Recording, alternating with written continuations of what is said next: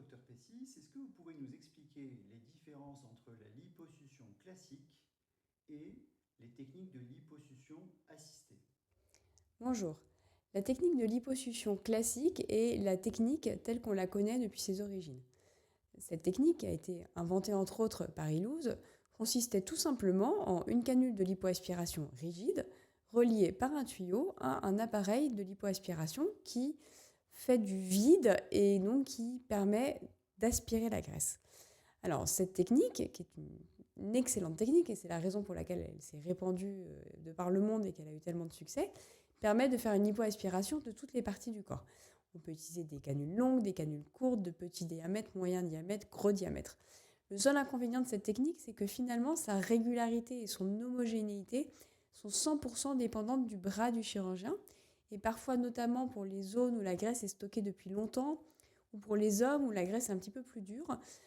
On rencontre parfois une certaine résistance, on doit fournir un effort supplémentaire, et parfois cette lipoaspiration, pratiquée de façon classique, peut être un petit peu plus agressive pour le corps du patient parce que l'effort fourni est plus important.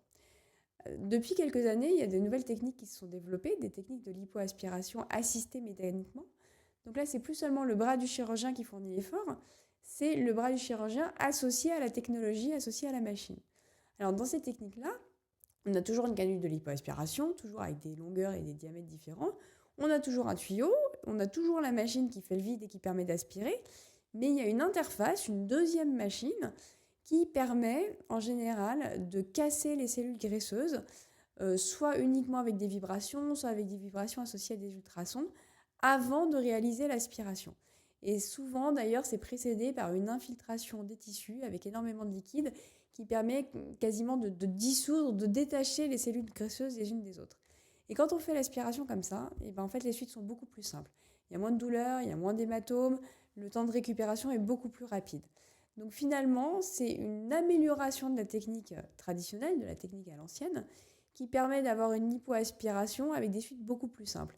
Et comme on est moins traumatique, que le patient saigne moins et que les suites sont beaucoup plus simples, et ben on peut se permettre de se lancer en toute sécurité dans des lipoaspirations 360 degrés et avec des volumes beaucoup plus importants, 4 litres, 5 litres, 6 litres, qu'on ne pouvait pas faire avant parce que finalement c'était trop dangereux. Donc on a des suites plus simples, des meilleurs résultats et des lipoaspirations de volumes beaucoup plus importants en toute sécurité.